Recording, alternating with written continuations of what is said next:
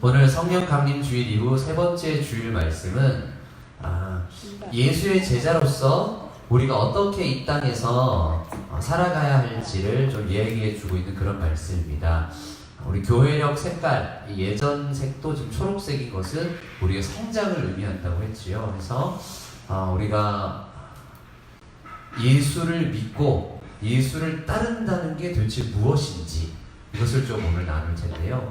오늘 복음서 본문은요, 예수님의 순환 예고, 내가 십자가를 지고 이제 죽을 것이다 하는 예고와 변화산 사건, 예수님이 이제 하나님의 모습, 신적인 모습으로 변화하셨던 그 사건 이후에 일어난 일들인데요.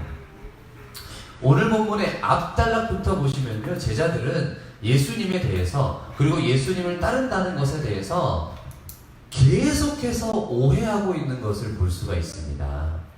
그래서 오늘 본문을 통해서 혹시 우리가 오해하고 있는 것은 무엇인지, 그리고 그 오해를 어떻게 바로잡아야 할지를 좀 생각해 보면 좋겠습니다. 그럼 이걸 기억하시면서 오늘 본문을 이제 보기 전에요, 우리 앞선 단락 한번 보시겠습니다. 우리 44절 보시겠는데요. 이 말을 너희 귀에 담아두라. 인자가 장차 사람들의 손에 넘겨지리라 하시되. 자, 이건 이제 짧은 버전의 순환 예고죠. 예수님은 비록 지금은 이렇게 막 기적을 행하고 계시지만 결국 십자가 위에서 죽으셔야 할 것을 예고하고 계십니다. 그런데 제자들은 전혀 이걸 이해를 못해요. 그래서 46절에 보시면은 제자 중에서 누가 크냐 하는 변론이 일어나니, 야, 우리 중에 누가 제일 낫냐? 야, 우리 중에 누가 제일 우두머리냐? 이런 쓸데없는 소리나 하고 앉아있는 거예요. 또 49절을 보시면은 요한이 여짜오되 주여 어떤 사람이 주의 이름으로 귀신 내쫓는 것을 우리가 보고 우리와 함께 따르지 아니함으로 금하였나이다라며 우리와 우리를 따르지 않는 사람을 배타적으로 구별하는 이런 태도가 나옵니다. 배척하는 거죠. 우리는 되게 선하고 정의롭고 우리는 잘하고 있고 우리 패거리가 아니면 너는 나가, 뭐 이런 것들. 예수님께서는 이런 어떤 제자들의 말과 생각들을 이제 타이르시기도 하고 교정하시기도 하고 하는데요. 이제 그러면서 이제 오늘 본문이 시작됩니다. 원래 49절부터 함께 이렇게 세 가지를 나누면 좋은데 오늘 보면 두 가지만 나누니까요, 이 두 가지를 좀 집중해서 보겠습니다. 자, 51절 보시면은 예수께서 승천하실 기약이 차감해 예루살렘을 향해 올라가기로 굳게 결심하시고, 자, 예수님께서는 이제 십자가를 지실 때가 다 되는 것을 아시면서 이제 이 갈릴리, 믿음과 기적의 땅인 갈릴리를 떠나서 이제 배척과 죽음의 땅인 예루살렘으로 올라가기로 굳게 결심하십니다. 여러분, 왜 누가는 지금 굳게 결심했다 그러겠습니까? 이 결심이 지금 보통 결심이겠습니까? 자기 백성을 위해서 내 목숨을 버리기 위해 지금 이 길을 가는 이 결심이 말이죠. 52절 사자들을 앞서 보내심에 그들이 가서 예수를 위하여 준비하려고 사마리아인의 한 마을에 들어갔더니, 자, 사자들을 앞서 보냈다는 표현은 마치 왕이 행차할 때 먼저 사자를 이렇게 준비할 사람을 보내는 것 같은 그런 느낌입니다. 그래서 예수님의 이 행차는 겉으로는 죽음의 길이지만 사실은 진정 왕의 행차였음을 이제 누가는 얘기를 하는 거죠. 그런데 53절 예수께서 예루살렘을 향하여 가시기 때문에 그들이 받아들이지 아니하는지라. 자, 사마리아인들의 마을에서 예수님을 받아들이지는 않습니다. 왜냐하면요, 예수님은 지금 예루살렘을 향해 가고 계시기 때문이에요. 이 사마리아인들과 예루살렘을 중심으로 하는 유대인들은 수백 년 동안 앙숙이었습니다. 거의 한 400년 가까이, 아니죠, 거의 500~600년 넘게. 기원전 722년에 북이스라엘이 멸망하고 나서 아시리아 제국은 북이스라엘에 어떤 정책을 펴냐면은 혼혈 정책을 사용합니다. 민족을 흐트러뜨리는 거예요. 민족성을 말살하기 위해 이 아수르 사람들과 이 이스라엘 사람들을 결혼을 시켜가지고 민족성을 아예 없애버립니다. 그랬더니 남유다 사람들은 저 이스라엘 놈들은 완전 더러운 놈들, 피가 더러워진 놈들, 이런 식으로 생각해서 정말로 개 취급을 했습니다. 그래서 사마리아인들도 유대인들하고 상종을 안 했어요. 저것들은 뭔데 우리를 이렇게 취급하냐? 니네가 그렇게 잘났냐? 이러고 남유다 사람들은 저 더러운 것들, 북의 이제 사마리아 사람들은 저것들만 잘난 척하는 놈들 이러면서 수백 년을 서로 미워하고 살았어요. 근데 이제 그러니까 이제 54절 제자 야고보와 요한이 이를 보고 이르되 주여 우리가 불을 명하여 하늘로부터 내려 저들을 멸하라 하기를 원하시나이까. 여러분이 야고보랑 요한 성격 좀 보세요. 이 요한이 나중에 사랑의 사도가 됐다는 게 너무 신기할 정도입니다. 이 두 형제가 완전 성격이 불같아요. 사마리아와 유대 사이에 수백 년간의 이 안 좋은 관계를 알면서도 자기들을 환영하지 않는다고 하늘에서 불을 내려서 멸망시키라고 막 이런 소리 하고 있어요. 여러분 오늘 읽은 교회력 제1독서가 열왕기하 2장이었는데요. 그 열왕기하 1장을 보면은 실제로 이 엘리야가 하늘에서 불을 내려가지고 사마리아 사람들을 불태우는 장면이 나옵니다. 이건 좀 끔찍한 장면이긴 한데요. 그것은 이제 사마리아 사람들의 우상숭배를 이제 멸하시고 또 이 선지자 엘리야와 함께하는 이걸 보여준 거예요. 엘리야가 혼자 있는데 사마리아 군인들이 막 와가지고 협박하니까 내가 만약에 하나님과 함께하는 사람이 맞으면 당장 하늘에서 불이 내려서 너네 군인들 다 불타 죽을 거야. 이러니까 갑자기 불이 확 내려가지고 군인들이 불타 죽는 이런 얘기긴 해요. 자, 그런데 그걸 봤을 때 지금 이 야고보와 요한은 뭐냐면요, 갑자기 불 얘기하는 게 아니라 자기를 엘리야처럼 생각하는 거예요. 그러니까 뭐냐, 우리는 하나님 편이고 얘네는 아니다 이거죠. 아까 49절에서 말한 것처럼 편가르기를 하고 있는 거예요 지금 야고보 요한은. 그런데 55절 예수께서는 돌아보시며 꾸짖으시고 56절 함께 다른 마을로 가십니다. 예수께서는 그들을 꾸짖으십니다. 그리고 그냥 다른 마을로 가세요. 싸울 필요 없다는 거죠. 다른 마을로 가십니다. 자, 그러고 나서 이제 오늘 본문 두 번째 이야기입니다. 후반전입니다. 57절 길 가실 때 어떤 사람이 여짜오되 어디로 가시는지 나는 따르리이다. 자, 계속해서 길을 가고 계시는데 어떤 사람이 와서 주님을 따르겠다고 합니다. 아마도 예수님을 따르는 게 좋아 보였나 봐요. 왜 막 기적을 행하고 막 이러니까. 하지만 우리가 앞에서 얘기했듯이 사실 예수님은 지금 죽으러 가시는 길이에요.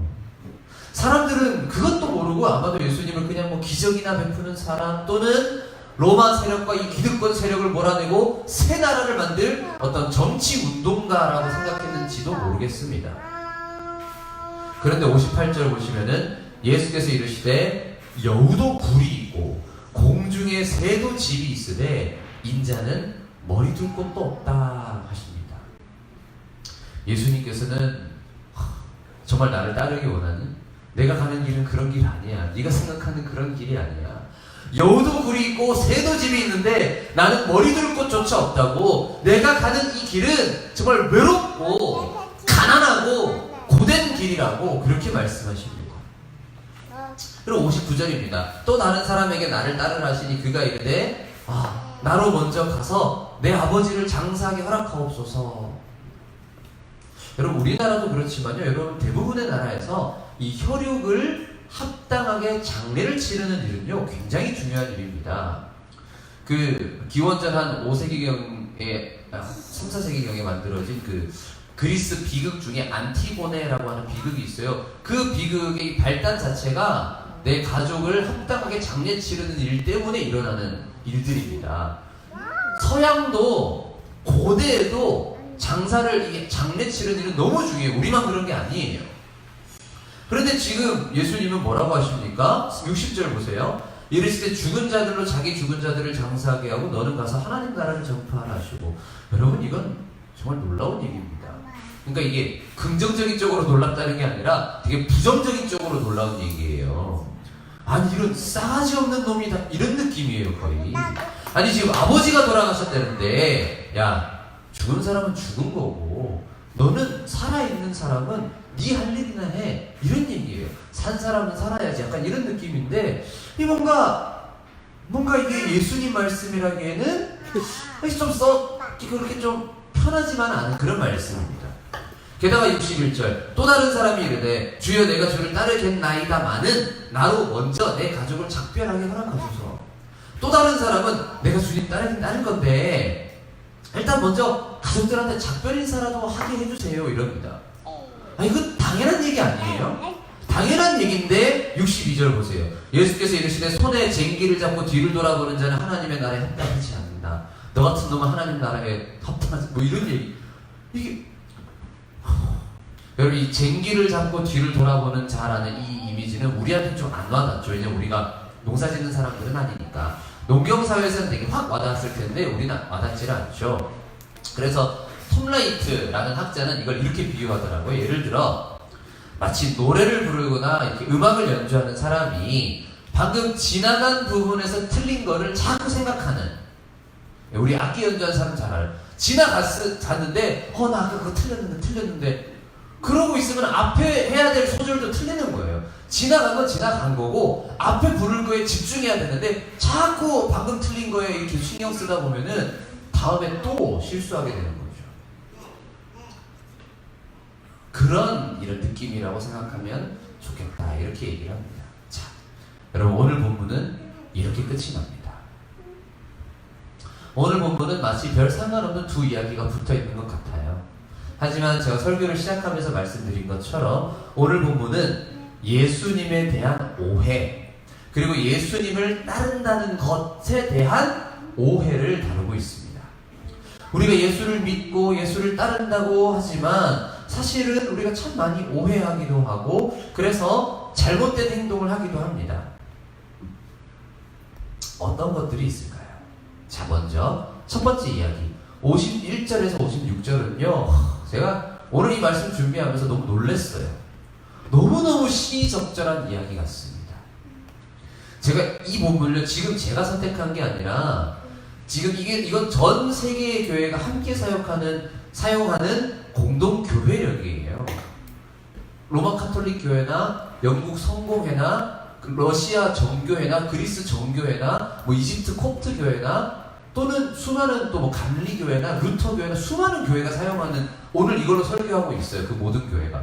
그런데 이 내용이 너무 놀라운 것이요, 제가 오늘 이 본문을 읽으면서 요 몇 주간 이 한국 교계에 있었던 아주 시끌벅적한 사건 하나가 생각이 났습니다. 서울 옆에 분당이라는 동네가 있는데요, 거기에 굉장히 사이즈가 큰 교회가 많아요. 근데 그 중에서 참 좋은 교회가 하나 있습니다. 몇 주 전에 그 교회 다니시는 분들이 저희 교회도 방문해 주시기도 했어요. 참 좋은 교회인데 여러모로 칭찬을 듣던 그 교회가 최근 구설수에 올랐습니다. 그 교회 이제 부목사님이 이제 설교를 하셨는데, 저는 사실 그 설교에 굉장히 동의하고 저도 그런 취지로 설교 많이 했었어요.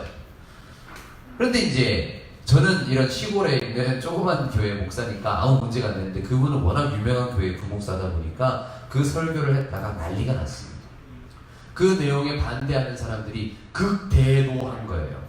엄청 난리가 나가지고 매일같이 그 교회로 전화를 해가지고 그 목사를 잘라야 되네, 아니면 아예 목사에서 면직을 해야 되네, 난리가 난 거예요. 뭐 자세한 이야기는 뭐 인터넷 검색해보시면 다 나옵니다. 네. 근데 이제 뭐 담임 목사님이 그래가지고 뭐 설명도 하시고 또 뭐 사과도 하시고 해명도 하고 했는데, 이제 급기야는 그 목사님을 무슨 뭐 좌파니 빨갱이니 뭐 이런 얘기까지 나온 거예요. 그 목사님이 지금까지 어떤 삶을 살았고 어떻게 설교했는지를 알면 절대 그렇게 말 못하는데, 정말 보수적이기로 손꼽히는 목사님입니다, 그분도. 그런데 그분을 갖다가 뭐 좌파 빨갱이라 그러면 저는 뭡니까, 저는. 물론 좌파가 욕은 아닌데 그분이 솔직히 좌파는 아니거든요. 아무튼 이런 일이 있으면서 그 목사님께서도 뭐 대체 이게 무슨 일인가 뭐 이렇게 해서 저는 그래서 저도 이제 너무 궁금해가지고 그 설교들을 막 찾아봤어요. 그 문제가 된 설교도 잘 들어보고 이 목사님이 해명한 설교도 다 들어보고 막 들어봤는데 참 마음이 아프더라고요. 그래서 저는 오늘 이 본문이 마치 그런 오늘날 우리의 모습을 보여주고 있는 것 같습니다. 우리와 생각이 다르면 득달같이 달려들어가지고 서로 죽일 듯이 헐뜯는 모양새 말입니다. 이런 것을 우리 교회 용어로 뭐라 그러냐면은 자기의라고 그래요. 자기의, self-righteousness, 자기의. 내 의, 나의 정의, 나만 정의롭고 나만 옳다고 생각하는 것, 물론 사람은 다 자기 기준에서 생각합니다. 자기 기준이 제일 옳다고 생각하죠. 그래서 운전하는 사람들은 그런 얘기 한다 그러잖아요. 나보다 느리면 바보고 나보다 빠르면 미친놈이라고. 그런 얘기들을 해요. 오늘 본문에서 야고보와 요한이 보여주는 태도도 마치 이와 같습니다. 물론 자기들이 예수님 제자니까 우리가 반사적으로 예수님 편 우리 편 이렇게 생각할 수 있죠. 예수님 편이니까 우리 편이고 예수님 편 아니면 나쁜 편이고 이렇게 생각할 수 있는데 그건 아니죠. 우리를 반대한다 그래서 우리와 생각이 다르다 그래서 막 불을 내려가지고 다 태워 죽이라고 뭐 그래도 되는 겁니까? 그건 아니죠. 그게 예수님의 길이겠습니까? 예수님은 지금 죄인인 우리를 위해서 십자가에서 자기 생명을 내어놓으려고 예루살렘으로 올라가시는 중입니다. 그런데 제자들은 자기랑 생각이 다르다고 자기들이랑 노선이 다르다고 불태워 죽이려고 하고 있습니다. 이게 예수님에 대한 오해가 아니면 뭐겠습니까? 여러분 이것은요 심각한 오해입니다. 그런데 더 마음이 아픈 것은 지금 우리도 이런 오해 가운데 살고 있다는 겁니다. 이거는요 그냥 단순히 태도의 문제만은 아닌 것 같아요. 그러니까 태도만 좀 세련되면 괜찮은 건가요? 아니에요. 우리의 생각 저 깊은 곳에 저 멍청한 것들, 아이고 저 천박한 것들, 내가 참아야지. 저런 싼 것들 상종할 수가 없네. 만약 그렇게 생각하고 있다면 겉으로 아무리 세련되게 행동해도 그건 아닌 거예요. 예수의 뒤를 따른다는 것은 그런 게 아닙니다. 그런 게 아닙니다. 최근에도 막 저희도 뭐 그런 게 있었잖아요. 저한테 뭐 저희 성도님이 요즘 이렇게 신앙생활 하고 있어. 하니까 친구분께서 너네 교회 좀 위험한 것 같아. 너네 목사님 약간 자유주의 같아. 뭐 이렇게 얘기를 했다는 거예요. 그래서 좀 지난주에는 그런 거에 대해서 얘기를 했는데 그것도 그렇죠. 약간 다를 수 있어요. 생각이 다를 수 있고 노선이 신학적인 방향이 약간 다를 수 있는데 한국교회 분위기를 보면 좀 생각이 다르면 위험하대요. 좀 진보적인 사람들은 보수적인 사람들 보면 막 꼴통이라 그러고 또 좀 보수적인 사람들은 진보적인 사람들 보면 너무 뭐 위험하다 그러고.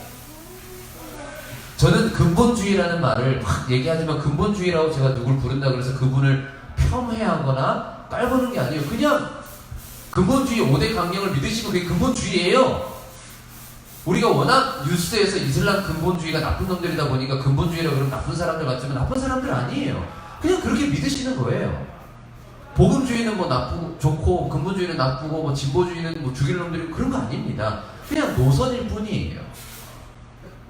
중요한 건 뭐냐? 나만 옳고 나만 되게 숭고하고 나만 정의롭고 그게 아니라 그 모든 것 위에 사랑을 더하는 것입니다.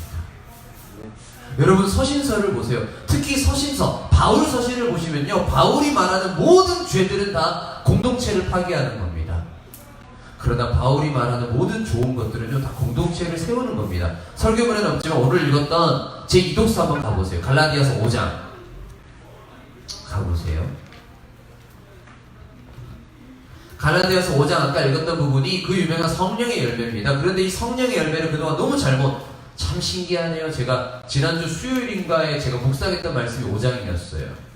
이것 때문에 한 건 아니었는데 참 하나님이 묵상하라고 인도해 주신 것 같기도 합니다. 5장 보세요. 갈라디아서 5장 19절부터 보시면은 육체의 일이 나옵니다. 이 성령을 따르는 사람과 이렇게 딱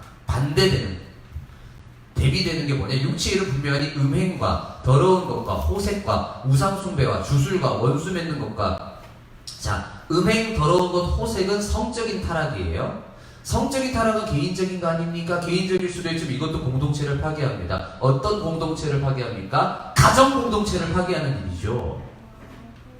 음란, 성적 타락, 그 다음에 우상 숭배와 주술, 요건 이제 영적인 타락이에요. 우리 영적 공동체, 교회를 파괴하죠. 그런데 그 다음부터 보세요. 원수 맺는 것과 분쟁과 시기와 분냄, 그러니까 화내는 거랑 당짓는 거, 편가르는 거죠. 분열함과 이단과 투기, 지금 시기 질투죠. 술 취함과 방탕함, 이 모든 것들은 다 공동체를 파괴합니다. 술 취하고 방탕하는 건 개인 아니에요. 술 취하고 방탕하는 건 뭐냐? 쾌락을 많이, 그러니까 향락, 돈 많이 쓰는 거예요. 맨날 파티하고 파리피폴 이렇게 살면 공동체를 어떻게 유지합니까? 공동체가 깨어지는 거예요. 바울은 계속해서 공동체가 깨어지는 것을 염려합니다. 이게 다 나쁜 거예요. 그런데 반대로 성령의 열매는 뭐냐? 22절, 23절 보세요. 사랑과 희락과 화평과 오래 참음과 자비와 양선과 충성과 온유와 절제. 전부 다 공동체에 대한 겁니다. 사랑. 여러분 이게 무슨 나르시시즘적인 날 사랑하는 걸 말하겠습니까? 물론 나를 사랑할 줄 알아야 남을 사랑할 수 있지만은 그것은 다른 사람이라는 걸 전제하는 거예요. 사랑을. 그리고 이 기쁨은 단순히 좋다 이게 아니라 그 관계 가운데에 기쁨이 있는 거예요. 화평 말할 것도 없죠. 오래 참는 것. 이 오래 참음은 그냥 인내가 아니라 상대방을 참아주는 거예요. 용납입니다. 이것은 상대방이 너무 짜증나게 해도 참아주는 거예요. 그 다음에 자비 마찬가지죠. 양선은 착한 거예요. 선한 거예요. 선한 일을 자꾸 생각하는 거예요. 그리고 충성, 여기서 충성이 충성 딸랑딸랑 이게 아니에요. 교회의 충성이라 이런 게 아닙니다. 영어로 보시면 faithfulness, 신실함, 곧 약속을 지키는 거예요. 약속을 지키는 것. 공동체 안에서 약속 지키는 것. 그리고 온유는 젠틀리스입니다. 겸손이에요. 그냥 아주 겸손하게 다른 사람을 대해주는 거예요. 다른 사람 얘기하는데 이거 뭐 아나? 이게 아니라 겸손하게 대해주고 그리고 마지막 절제까지 셀프 컨트롤 나 자신을 절제. 이 모든 것들은 결국 내가 지금 목적이 아니라 공동체가 아름답게 하나 되기 위해서 하는 일들입니다. 결국 성령의 열매란 무엇이냐? 나의 품성이 달라지는 것도 중요하지만 단순히 내가 거룩하고 고결한 사람이 되는 것이 아니라 내가 이 공동체가 아름답게 하나 되는 일에 쓰임받는 사람 되는 것. 이게 바로 우리 안에 나타나는 성령의 열매입니다. 그래서 15절 보세요. 5장 15절. 우리 이거 같이 읽어봅시다. 5장 15절 시작. 만일 서로 물고 먹으면 피차 멸망할까 조심하라. 아멘. 6월 16일 주일에 그 교회의 목사님, 너무 유명한 목사님이죠. 그냥 뭐 말해도 상관없을 것 같아요. 이건 뭐 날짜까지 언급했으니까 분당 우리 교회 이찬수 목사님 설교 보세요. 이 얘기입니다. 결국 아군끼리 서로 오인 사격, 아군끼리 총질하면 다 망한다. 이 지금 사태는 우리 지금 아군끼리 오인 사격하는 거다. 이렇게 얘기했는데 이 말씀은 언급 안 하셨지만 그 얘기가 바로 성경에 나오잖아요. 만일 우리가 서로 물고 뜯으면 피차 멸망한다는 거예요. 이거 아닙니다. 이렇게 살면 안 됩니다. 이 모든 일들은 여러분 결국 한 단어로 요약되죠. 바로 사랑입니다. 5장 13절이죠. 우리에게 자유가 있습니다. 근데 그 자유를 가지고 너 자신을 위해 쓰지 말고 어떻게 해라? 사랑으로 서로 종로를, 이것은 섬기라는 거예요. 사랑으로 서로를 섬기라. 결국엔 사랑입니다. 여러분, 예수께서 대체 왜 이 땅에 오셨고 왜 사셨고 왜 죽으셨습니까? 우리를 사랑하시기 때문입니다. 저 유명한 요한복음 3장 16절 하나님이 세상을 이처럼 사랑하사 독생자를 주셨으니 이는 그를 믿는 자마다 멸망하지 않고 영생을 얻게 하려 하심이라. 하나님이 세상을 이처럼 사랑하사, 하나님이 세상을 이처럼 사랑하사, 하나님은 우리를 이처럼 사랑하셔서 그 아들 독생자를 보내사 우리를 위해 그 생명까지 내어주셨는데 우리는 서로 생각이 다르다고, 서로 노선이 다르다고 서로를 죽이려고 합니다. 이게 대체 예수를 아는 거 맞습니까? 예수를 따르는 거 맞습니까? 진리에 대하여 선명한 것도 중요하죠. 그러나 진리보다 사랑이 더 중요한 거 아닙니까?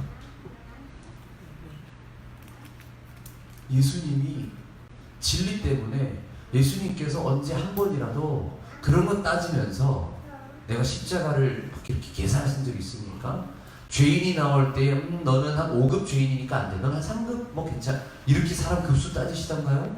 아닙니다. 모든 병자와 죄리와 세리에게 나타나셨습니다. 예수님은 자기한테 와서 겸손히 용서를 회개하는 사람만 용서하셨어요? 아니요. 십자가 위에서 뭐라고 하셨습니까? 못 박는 사람들을 향해서 아버지 저들을 용서하소서. 저들이 하는 일이 무엇인지 알지 못합니다. 그렇게 얘기하셨습니다.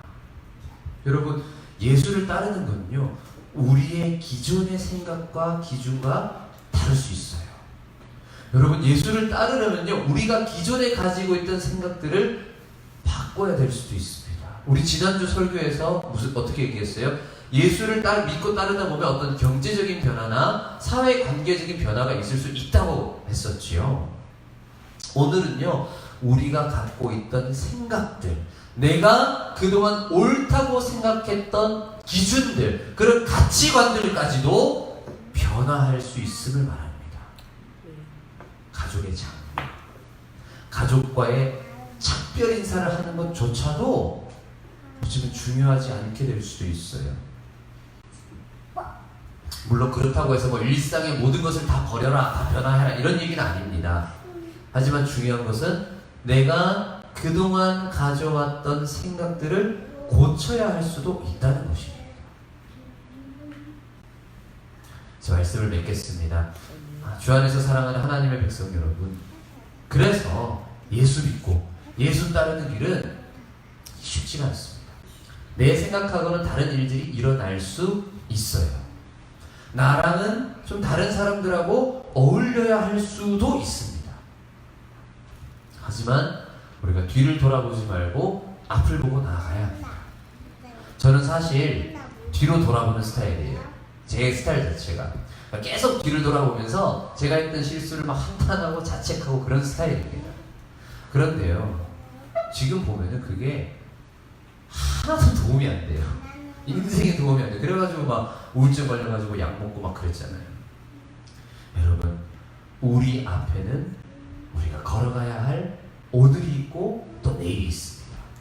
뒤를 돌아보고 같은 실수를 반복하지 않는 것도 중요하죠. 그러나 자꾸만 과거에 매여서 미래를 향해 발을 내딛지 못하는 것, 그거 더 큰 문제입니다. 그렇게 되면 후회할 일을 계속 만들어요. 평생 후회 속에서만 살아가게 됩니다. 여러분, 과거에 우리가 어떤 사람이었는지, 과거에 우리가 어떤 생각을 가져왔는지 그것에 너무 연연하지 마세요. 지금 우리는 어떤 사람들입니까? 그리고 앞으로 하나님께서 만들어 가실 그 우리는 또 어떤 모습일까요? 여러분, 그 모습을 기대하면서 그 길을 향해서 함께 걸어가면 좋겠습니다. 그 길이 비록 머리둘 곳 하나 없고 정말 고되고 외롭고 힘든 길이라 하더라도 그 길 끝에는 반드시 영광이 있을 것이라고 저는 믿습니다.